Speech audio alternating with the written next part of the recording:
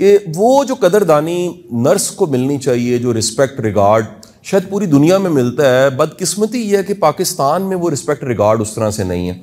मैं दिल से इस बात का इतराफ़ करता हूँ कि आपका प्रोफेशन, आपकी सर्विस, आपकी खिदमत के बगैर दुनिया का काबिल तरीन डॉक्टर भी सर्व नहीं कर सकता, हो ही नहीं सकता, ये मुमकिन ही नहीं है।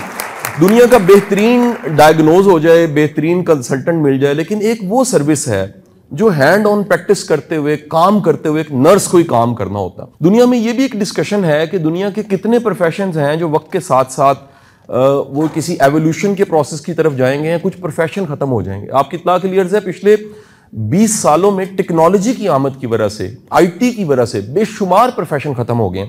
और जैसे ही अब AI आई है, आर्टिफिशियल इंटेलिजेंस आई है, और एक नई टर्म जो बायोटेक का वर्ड आ गया है, इसके साथ भी दुनिया में बड़ी तेजी के साथ प्रोफेशन खत्म हो जाएंगे। बड़ी दुनिया के ऐसे प्रोफेशंस हैं वो आहिस्ता आहिस्ता स्क्वीज हो जाएंगे, उनकी जगह नए प्रोफेशंस जन्म ले लेंगे। और हैरानकुन बात यह है कि जो डॉक्टर का डायग्नोज है या डॉक्टर की तशखीस है वो अपनी जगह पे, लेकिन युवा नोवा हरारो जैसा बंदा भी कहता है कि दुनिया में सारे रिपोर्ट, सारी मशीनें, वो मिल के भी वो केयर जो नर्स की केयर है, वो रवैया जो नर्स का रवैया है, उसका सब्स्टिट्यूट नहीं बन सकता।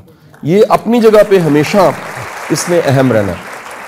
अब हुज़ूर वाला दुनिया में, क्योंकि जो प्रोफेशंस की हिस्ट्री है वो बड़ी मुख्तसर सी है। इस वक्त जो गूगल का रिकॉर्ड है वो ये है कि दुनिया के अवेलेबल जो प्रोफेशंस हैं वो हैं 12,000। इसमें पायलट भी है, इसमें नर्स भी है, इसमें डॉक्टर्स भी हैं, इसमें मिलिट्री मैन भी है, इसमें इतने प्रोफेशंस हैं कि एक इदारा ये जो चल रहा है, ये जो एक पूरा हॉस्पिटल चल रहा है, इसमें अगर आप लिस्ट बनाइए तो ये कितना बड़ा ह्यूमन रिसोर्स होगा। लेकिन आपकी इत्तला के लिए अर्ज करूं, दुनिया में वाहिद जो 2 प्रोफेशन है, एक डॉक्टर का और एक नर्स का, इसकी रिक्वायरमेंट थोड़ी सी मुख्तलिफ है। दुनिया के हर प्रोफेशन की जो रिक्वायरमेंट है वो बड़ी सिमिलर है। वो सिमिलर क्या है? 3 चीजें दुनिया के हर प्रोफेशन के लिए चाहिए, और जैसे ये 3 चीजें पूरी होती हैं उस प्रोफेशन की रिक्वायरमेंट पूरी हो जाती है। पहली चीज क्या है?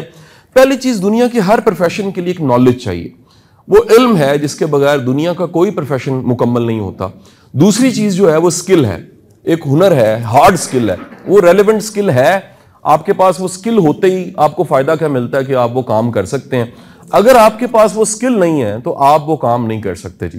तीसरी कमाल की चीज वो रुझान है, वो एक एटीट्यूड है जो कह लीजिए किसी भी प्रोफेशन को मुकम्मल करता है। दुनिया के बेस्ट जितने भी प्रोफेशनल्स हैं वो कहते हैं कि हमारा नॉलेज अपनी जगह पे, हमारी स्किल्स अपनी जगह पे, लेकिन एक हमारा शौक है, एक हमारा एटीट्यूड है, एक हमारा कमिटमेंट और प्रोफेशन के साथ एक लगाव है।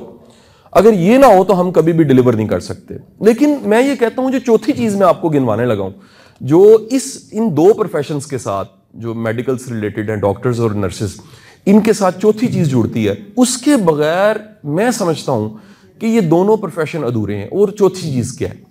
वो चौथी चीज यानी नॉलेज, स्किल और एक एटीट्यूड के साथ चौथी चीज जोड़ने लगा हूं, वो एम्पैथी है, वो हमदर्दी है, वो किसी के दर्द को महसूस करना है, वो किसी की दुख को महसूस करना है।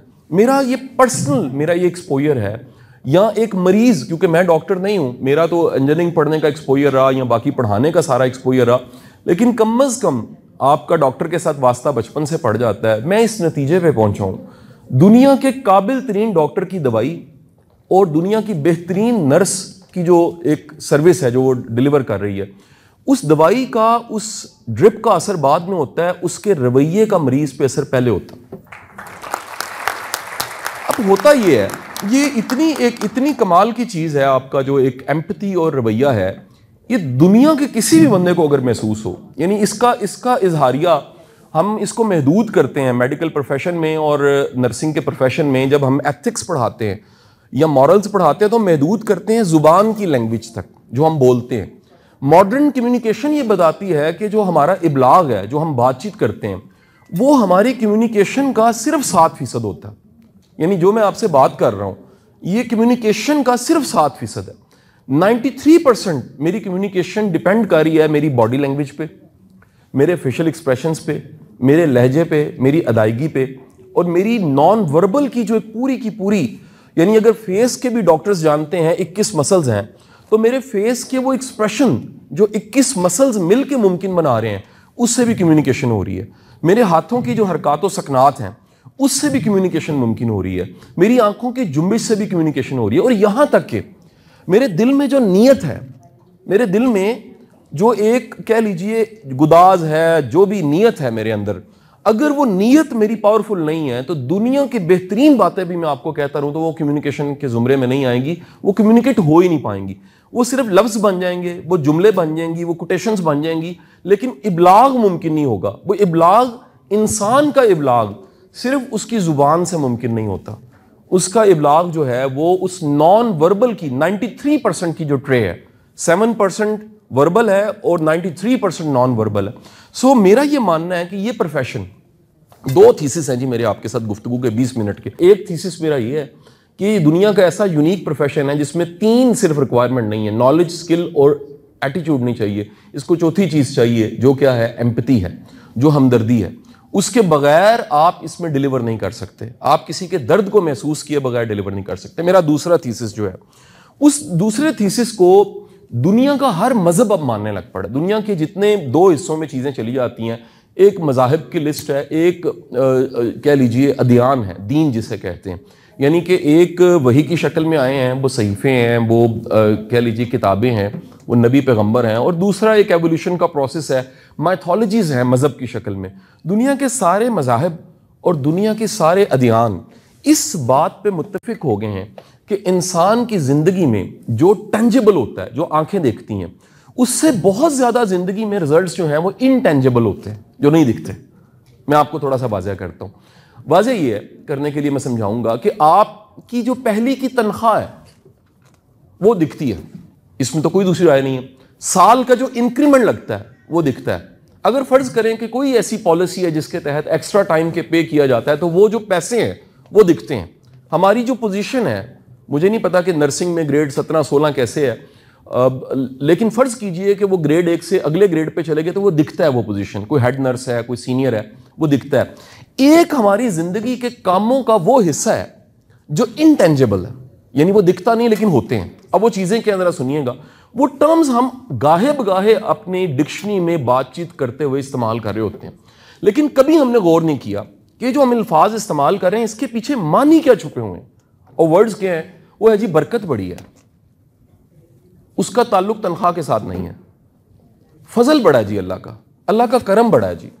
मैं आपको दावे से कहता हूं, मैंने बड़े बड़े आम से प्रोफेशंस जो उनसे हैं, आम से प्रोफेशन, उन आम से प्रोफेशन में बड़े लो ग्रेड्स पे लोगों के बच्चे कामयाब होते देखे, और उसके मुकाबले में कामयाब तरीन दुनिया की बज़ाहिर सारी कामयाबियां हैं और उनके बच्चों को रुलते भी देखा। कुलिया तो शायद कोई नहीं है, लेकिन बड़ा बगौर देखा जाए और मुशाहिदा और मुताला किया जाए तो आपको पता लगेगा कि ज़िंदगी में एक ऐसी चीज़ है जिसका नाम बरकत है। और इस बरकत का ताल्लुक ना ग्रेड के साथ है, ना तनख्वाह के साथ है, ना नर्स होने के साथ है, ना डॉक्टर के साथ है। ये एक ऐसी नीयत और एक ऐसी एफर्ट है जो आप कर रहे हैं और अल्लाह आप पे करम कर रहा है। वो किस किस शक्ल में कर रहा है? वो मुमकिन है कि बड़े मुनासिब पैसे हों और आपकी बड़ी अच्छी पूरी हो रही हो ज़िंदगी। वो मुमकिन है कि बहुत ज़्यादा रिसोर्सेज ना भी हों लेकिन आपके घर में सुकून हो। वो मुमकिन है कि आप बहुत ज़्यादा तरक्की नहीं कर सके लेकिन अल्लाह ने आपकी औलाद को ऐसे ऐसे मौके दे दिए कि आप हैरान होते हैं कि मैं तो नर्स के तौर पे सर्व कर रही थी लेकिन अल्लाह ने मेरी औलाद को कितना कामयाब कर दिया। मुमकिन है आपका ओहदा एक आम सा ओहदा ही हो लेकिन आप ही की फील्ड में लोग आपकी रिस्पेक्ट करते हो, अल्लाह ताला उनके दिलों में वो मोहब्बत और इज्जत डाल दे। मुमकिन है कि आप शायद तनख्वाह वही कमाते हो जो सारे कमाते हैं लेकिन आपने दुआएं बड़ी कमाई हो, आपने वो इज्जत और मोहब्बत और दुआ कमाई हो। सो ये जो इनटेंजिबल का पार्ट है दुनिया में, इस पे एक बाकायदा तौर पे एक रिसर्च की शक्ल में एक रिसर्चर ने काम किया। दुनिया पे जो अभी तक 2 ऐसे कह लीजिए एक काम है जो एक लिटरेचर की हिस्ट्री में, सेल्फ हेल्प की हिस्ट्री में बड़ा माना जाता है उनको। एक विल डोरेंट का काम है जिसमें आज से तकरीबन 80-90 साल पहले उसने ख़त लिखने शुरू किए दुनिया के सारे लेजेंड्स को। दुनिया के जितने लेजेंड्स थे उसमें उस वक्त क्योंकि जिन्ना साहब भी हयात थे, गांधी भी था और दुनिया के बड़े बड़े लेजेंड लोग थे। तो विल डोरेंट को अगर आप किताबें पढ़ते हैं तो बहुत बड़ा हिस्टोरियन है, हिस्ट्री पे लिखने वाला। इसने एक ही खत लिखा और एक ही सवाल था कि what is life for you, आपके लिए ज़िंदगी क्या है, what is the meaning of life for you. और पूरी जब वो सारे ख़तों के जवाब आने शुरू हुए तो एक छोटी सी किताब उसने लिख दी थी। उस किताब का नाम था on the meaning of life. ये 80 साल पहले दुनिया में किताब आई। 20 साल पहले बाकायदा एक रिसर्चर ने हार्वर्ड बिजनेस स्कूल में ये एक रिसर्च शुरू की। ये तो सिर्फ ख़तों के जवाब इकट्ठे किए थे। वो रिसर्च ये थी कि हार्वर्ड में हर साल एक रीयूनियन होती थी। रीयूनियन होती है कि जब हम जहाँ से पढ़ते हैं वहाँ से जब पास आउट हो जाते हैं, जैसे मैं यूनिवर्सिटी से पढ़ा यूईटी से, तो हम हर साल अलुमिनाई इकट्ठे होते हैं, हमारा एक गेट टुगेदर होता है जिसको रीयूनियन कहते हैं। दुनिया के हर इदारे के जो पासिंग आउट है वहाँ के अलुमिनाई होते हैं, और जो मुनज़्ज़म इदारे हैं जैसे राबीन एसोसिएशन बनी हुई है, नस्ट की एसोसिएशन बनी हुई है, जिकी की बनी हुई है, इसी तरह दुनिया का टॉप का बिजनेस स्कूल जो हार्वर्ड बिजनेस स्कूल था, जिसके सारे प्रोफेशनल्स पास आउट होने के बाद दुनिया के टॉप के इदारों में सर्व कर रहे थे, क्योंकि बिजनेस स्कूल में हार्वर्ड का नाम दुनिया में नंबर 1 था। हार्वर्ड यूनिवर्सिटी दुनिया की बेहतरीन यूनिवर्सिटी है, और वहां से पास आउट होने वाले सब के सब जो ग्रेजुएट्स थे वो दुनिया की 500 फॉर्च्यून्स में सर्व कर रहे थे, यानी दुनिया की लीडिंग इदारों में सर्व कर रहे थे। तो एक रिसर्चर था वहीं का प्रोफेसर जिसका नाम क्लेटन क्रिस्टनसन था। इसने क्या किया, पहले वर्बली पूछना शुरू किया कि ये जो पास आउट सारे हुए हैं, ये इनसे अगर सवाल पूछे जाएं तो 3 सवाल इसने पूछने शुरू किए। पहला सवाल ये था कि आप खुश कितने हैं, दूसरा सवाल ये है कि आपकी अज़दवाजी ज़िंदगी कैसी जा रही है, और तीसरा सवाल ये था कि आपके बच्चों के साथ ताल्लुकात कैसे हैं। हैरान कुन बात आपको बताऊं कि बड़ी रिसर्च के बाद इसने फिर रिसर्च को जब पब्लिश किया, वर्बली सवाल इसने बाकायदा परफॉर्मे बना के फिल करवाए, तो एक किताब बन गई। वो किताब शायद ये लाहौर की जो रीडिंग है गुलबर्ग, वहाँ पर भी वो किताब पढ़ी होगी। उस किताब का नाम है how will you major your life. अगर आप में से मुझे किसी को, प्रिंसिपल साहब को, किसी को भी ज़िंदगी मापनी पड़ती है तो उसके 3 कुलिये के हैं। उसे 3 हकायक बड़े अजीब पता लगे। उसे पता लगे टॉप प्रोफेशनल्स, यानी उनकी डिग्रीज, उनकी काबिलियत, उनके हुनर में कोई कमी नहीं है, उनकी तनख्वाह जो है वो कितने कितने डिजिट की सैलरी ले रहे हैं, दुनिया के टॉप के इदारों को सर्व कर रहे हैं, लेकिन वो खुश नहीं है, वो मुतमईन नहीं है। तो उसने कामयाबी की एक नई तारीफ दी दुनिया को, on the meaning of life से चलते चलते how will you major your life पे, कि अगर आपने कभी मापना है कि किसी की ज़िंदगी कामयाब है या नाकाम, तो उसका एक कुलिया ये है, वो अपनी ज़िंदगी में कितना मुतमईन है, कितना खुश है और कितना राज़ी है। दूसरी बात उसे पता लगी कि टॉप के प्रोफेशनल्स की भी अज़दवाजी ज़िंदगी अच्छी नहीं है। दुनिया में आज तक इंसान की रिकॉर्डेड हिस्ट्री जो 10,000 साल की है, इस नतीजे पे पहुंची है दुनिया का सबसे बड़ा सूथिंग का, सबसे बड़े सुकून का, सबसे बेहतरीन सोर्स घर है। और अगर किसी के घर से सुकून नहीं है, तो मेरे पीरो मुर्शद थे वासिफ अली वासिफ साहब, वो फरमाया करते थे दुनिया में अगर किसी को भी घर से सुकून नहीं मिल रहा, उसे तौबा ज़रूर करनी चाहिए। कोई ऐसी मिस्टेक, कोई ऐसी गलती ज़रूर है जिसको वो कर रहा है और अपना घर सुकून और खुशी का सबब नहीं बन रहा। तो क्लेटन क्रिस्टनसन को टॉप प्रोफेशनल्स का पता लगता है कि इतने काबिल होने के बावजूद भी उनकी ज़िंदगियों में ये बरकत नहीं है जिसको कहते हैं घर का इत्मीनान। तीसरी बात उसे पता लगी, तीसरी बात ये पता लगी कि ये सारे के सारे जो कामयाब लोग हैं, इनके अपने बच्चों से ताल्लुकात ठीक नहीं है, एक बड़ा अजब सा गैप है उनमें, और बच्चे इनके साथ कनेक्ट नहीं हैं। ये टॉप प्रोफेशनल्स हैं। अब जब ये सारी रिसर्च मुकम्मल की तो आखिरी चैप्टर में वो पूछता है, जाके लिखता है कि क्या वजह है कि इंसान की मटीरियल ग्रोथ तेज़ी से होती है, लेकिन जो मटीरियल ग्रोथ नहीं है, ये बरकत, फजल, करम, ये सारी चीज़ें, घर का सुकून, इत्मीनान, ये टेंजेबल नहीं है, ये मटीरियल नहीं है, इसकी ग्रोथ नहीं होती। तो उसे पता लगा कि हर वो चीज़ जो पहली को दिख जाती है, यानी तनख्वाह, एनुअल इंक्रीमेंट, उससे तो इंसान प्रोग्रेस मानता है, लेकिन वो चीज़ें जो दिख नहीं रही होती वो भी हमारी प्रोग्रेस होती।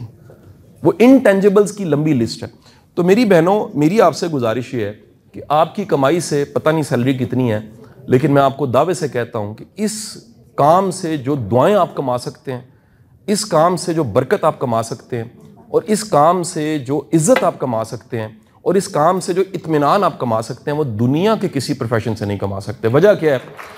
वजह ये है, याद रखिएगा कि दुनिया के हर प्रोफेशन की वो जो 3 नीड्स मैंने बताई हैं, उससे प्रोफेशन चलता है। ये दुनिया का वाहिद प्रोफेशन है जिसमें इंसानी ज़िंदगी जुड़ी हुई है। किसी का बच्चा जो है, उसकी हेड इंजरी है, वो इस वक्त बेड पे पड़ा होगा, और उसके जो जुड़ने वाले लोग हैं, अभी मैं आया हूँ तो मुझे पता लगा यहाँ कितना लोड है, कितना प्रेशर है, ये सारी आप पे, मैनेजमेंट पे, प्रिंसिपल साहब पे, इंतज़ामिया पे। तो कितने एक लोड वाला ये इदारा है जिस पे कितनी ट्रैफिक है, पंजाब में हॉस्पिटल्स कम है।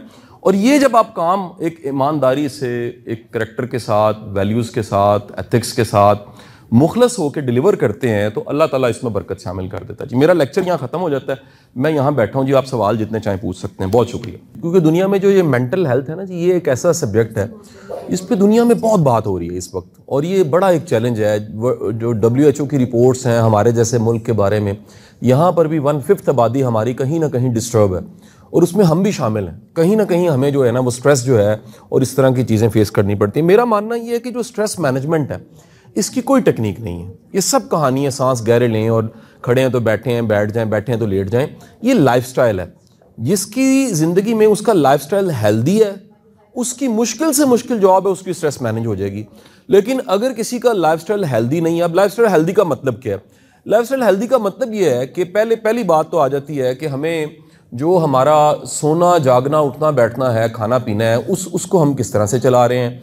उसके बाद आ जाता है कि कितनी फिक्रें पालने वाली हैं। ओवरऑल सोसाइटी में ये एक बड़ी ही अजब सी अप्रोच है कि लोग वो फिक्रें भी पाल लेते हैं जो पालने वाली नहीं होती। मैंने तो आज का सारा थीम ये रखा है कि आपकी ज़िंदगी और आपके मुस्तकबिल में एक बरकत का फैक्टर है और उसका डायरेक्ट ताल्लुक आपकी जॉब के साथ है।